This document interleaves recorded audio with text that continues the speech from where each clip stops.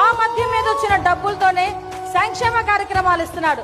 Literal గా చెప్పాలంటే మీరు నాన్న తాగితేనే అమ్మకి అమ్మఒడి, తాత తాగితేనే పెన్షన్, ఇంట్లో ఎవరైనా మగాళ్ళు తాగితేనే అక్కడికి వచ్చేసరికి ఆసరా గాని చేయుత గాని. అధికారికంగా మద్యం మీద ఈ 4 సంవత్సరాల కాలంలో వచ్చిన డబ్బు 1,00,000 కోట్లు అక్షరాల. ఇది అధికారికంగా రాష్ట్ర ఖజానాకి చేరిన డబ్బు. ఒక్కసారి మనం ఆలోచించుకుందాం. 2-3 పథకాల గురించి మాట్లాడుకుందాం. అమ్మఒడి పథకం కింద 6,000 కోట్లు సంవత్సరానికి ఇస్తున్నాడు. అంటే సుమారుగా 24 కోట్లు ఈ 4 సంవత్సరాల్లో వచ్చాడు. ఆ 1,00,000 కోట్ల 24 కోట్లు అమ్మఒడికి ఇచ్చాడు. ఆసరాకి ఇంకో 20,000 కోట్లు ఇచ్చాడు. మిగతా చిన్న చితక బిస్కెట్లు ఇస్తుంటాడు కదా, మనందరినీ కూడా వేరే రకంగా అనుకుంటూ ఆ బిస్కెట్లకి అందరికీ కూడా 1,00,000 కోట్లు ఇస్తున్నాడు.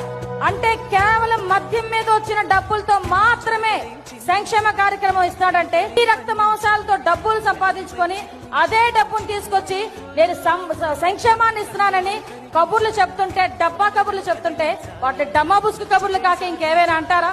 ఇది మోసపు గవర్నమెంట్ అని కాకుండా ఇంకేమైనా అంటారా? ఆ మద్యం మీద వచ్చిన డబ్బులతోనే సంక్షేమ కార్యక్రమాలు ఇస్తున్నాడు.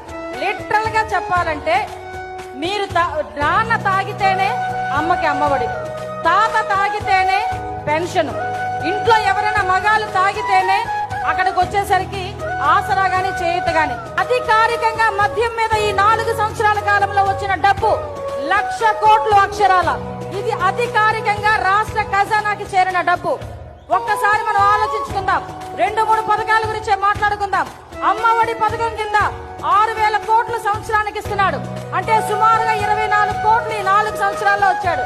ఆ 1,00,000 కోట్ల 24 కోట్లు అమ్మఒడికి ఇచ్చాడు. ఆసరాకి ఇంకో 20,000 కోట్లు ఇచ్చాడు. మిగతా చిన్న చితక బిస్కెట్లు ఇస్తుంటాడు కదా, మనందరినీ కూడా వేరే రకంగా అనుకుంటూ ఆ బిస్కెట్లకి అందరికీ కూడా 1,00,000 కోట్లు ఇస్తున్నాడు. అంటే కేవలం మద్యం మీద వచ్చిన డబ్బులతో మాత్రమే సంక్షేమ కార్యక్రమం ఇస్తాడంటే ఈ రక్త మాంసాలతో డబ్బులు సంపాదించుకొని అదే డబ్బును తీసుకొచ్చి నేను సంక్షేమాన్ని ఇస్తున్నానని కబుర్లు చెప్తుంటే, డబ్బా కబుర్లు చెప్తుంటే వాటి డమ్మా బుస్కు కబుర్లు కాక ఇంకేమైనా అంటారా? ఇది మోసపు గవర్నమెంట్ అని కాకుండా ఇంకేమైనా అంటారా?